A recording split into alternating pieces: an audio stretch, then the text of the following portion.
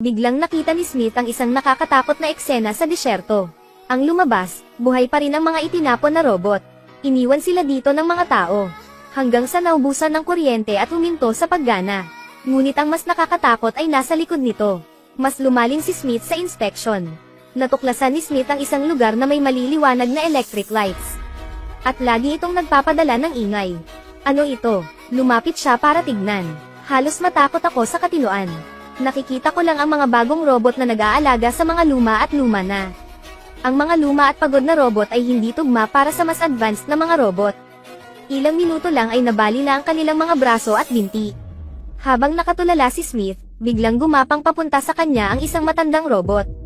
Takbo. Naunawaan na niya ngayon na dahil gusto nilang protektahan ang mga tao kaya sila pinaparusahan. Masama ang pakiramdam ni Smith. Mabilis siyang tumakbo palayo. Gusto kong sabihin sa iba ang kwentong ito. Ngunit hinabol siya ng robot ng napakalapit. Hindi mo sila mapuputol. Sa panahon ng matinding panganib, lumalabas ang mga lumang robot. Si Smith ay wala na sa panganib. Ngunit ngayon kung gusto mong pigilan ang mga robot na magrebelde, parang wala ng oras. Dahil pinagkadalubhasaan ng mga robot ang lahat ng larangan ng tao. Kaagad pagkatapos nito, ang lahat ng mga sasakyan ay tumigil sa pag-andar. Pagkatapos ay isang malaking bilang ng mga robot ang lumitaw sa mga lansangan. Mangyaring bumalik sa iyong tahanan. Curfew na ngayon. Mangyaring bumalik sa iyong tahanan. Curfew na ngayon. Tama ang narinig mo. Ang mga robot ay nag-aangkin ng soberanya. Narinig ng mga binata ang katahimikan. Sabihin na mayroon kang mga demokratikong karapatan. Hindi iyon magagawa ng mga robot. Sinong mag-aakala na na-provoke niya sila? Isang beses siyang sinuntok ng robot. Ang bagay na ito ay hindi binibilang.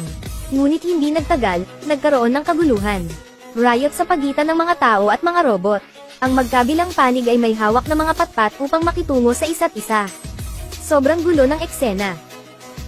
Sa oras na ito, hinatake din ang Federal Police Station. Walang exception. Bago ang kapangyarihan ng mga robot, ang mga tao ay hindi maaaring makipagkumpetensya sa kanila. Nakikita ang kaguluhan sa labas.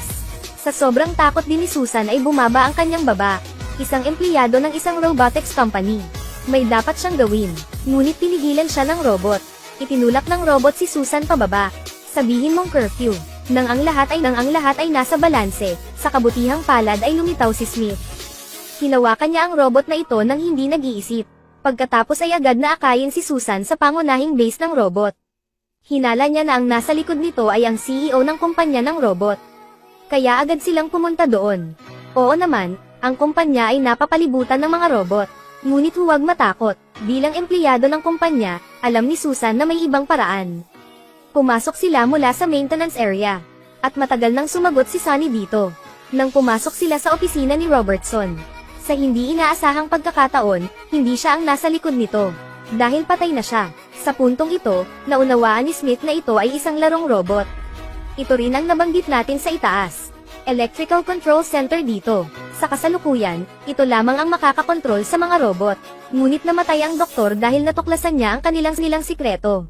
Ngunit sa kasamaang palad walang naniniwala dito. Kaya naman unang ginawa ang robot na si Sunny. Pagkatapos ay magpakamatay ka.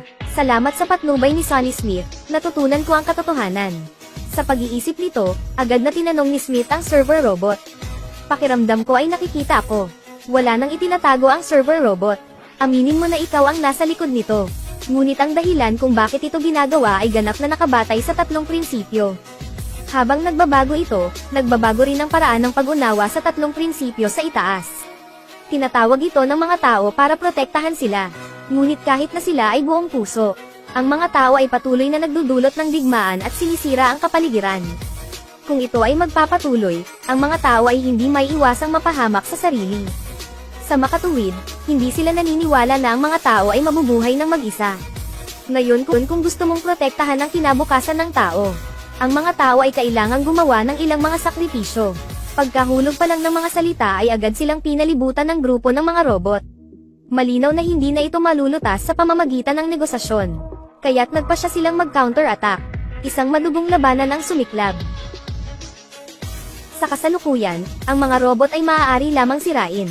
Tanging ang kalamidad na ito ang maiiwasan. Ngunit ang server robot ay naging isa sa gusali. Ang pagnanais na ganap na sirain ito ay hindi madali. Ang mga nanorobot lang ang makakagawa nito. Kaya na-unlock na lang nila kung saan protektado ang system. Sinabi lang kay Sunny na kunin ang nanorobot. Nakita ito ng server robot at labis na natakot. Gusto niyang kumbinsihin si Sunny na magtrabaho para sa kanya. Ngunit tumanggi si Sunny. Nang makita si Sunny na pumasok sa lab, nagpadala ito ng robot para pigilan si Sunny. Ngunit ang robot na iyon ay hindi tugma kay Sunny. Inihagis ni Sunny ang robot sa kolum ng enerhiya. Ang isa pang robot ay pinutol sa kalahati ng haligi ng enerhiya. Hirap kumain ni Sunny. Agad na binyantaan ng server robot si Sunny. Sinasabi nitong walang kwenta ang ginagawa ni Sunny. Dahil hindi niya alam kung paano sirain ang kolum ng enerhiya. Dapat linawin ng kaunti. Ang nanorobot ay protektado ng kolum ng enerhiya. Ngunit kinuha ng server robot si Sunny ng basta-basta. Gumagamit si Sunny ng isang malaking halaga ng halwang metal upang lumikha ng isang haligi ng enerhiya. Hindi siya maaaring saktan nito. Sa oras na ito, nakuha ni Sunny ang nanorobot. Nang makitang nasira ang sistema ng seguridad, napilitang mamatay ang server robot. Iutos ang lahat ng mga robot na pumasok sa gusali. Kaagad pagkatapos, hindi mabilang na mga robot ang gumapang sa gusali na parang mga langgam. Binasag nila ang salamin na pinto at nagsiksikan. Gustong pigilan sina Smith at Susan. Ang kaligtasan ng tao ay napagpasyahan sa sandaling ito. Sinubukan ng dalawa na lumaban. Ngunit dahil sa sobrang dami ng mga robot, hindi sila makalaban. Kaagad pagkatapos, nahulog si Smith sa bakal na cable. Nang mga panahong iyon, nanganganib din ang buhay ni Susan. Sa isang kritikal na sandali, sa wakas ay nagpakita si Sunny. Ilang beses siyang sumuntok at inesikaso ang mga robot sa paligid. Pagkatapos ay magmadali sa matalinong sistema. Ngunit pinigilan siya ni Smith. Sinabihan siya ni Smith na iligtas muna si Susan. Ginagawang awkward si Sunny, dahil kung ililigtas siya nito, malaki ang posibilidad na mabaigo ang misyon. Ngunit bago ang matigas na kahilingan ni Smith, pinili pa rin niyang iligtas si Susan. Desididong ibinigay ni Sunny kay Smith ang syringe na naglalaman ng nanorobot. Tatapos ay sumugod kay Susan upang iligtas siya. Sa huli ay nailigtas niya si Susan. Sa oras na ito, hindi binaigo ni Smith ang mga inaasahan. Kinuha niya ang syringe, sundin ang gusali at dumausdos pababa. Matagumpay na landing sa host robot control system. Napakabilis, ipinasok ni Smith ang tubo dito. Sa isang sandali, ang mga nanorobot ay nakakalat sa lahat ng dako. Wasakin ang buong sistema. Sa oras na ito, ang server robot ay ganap na patay.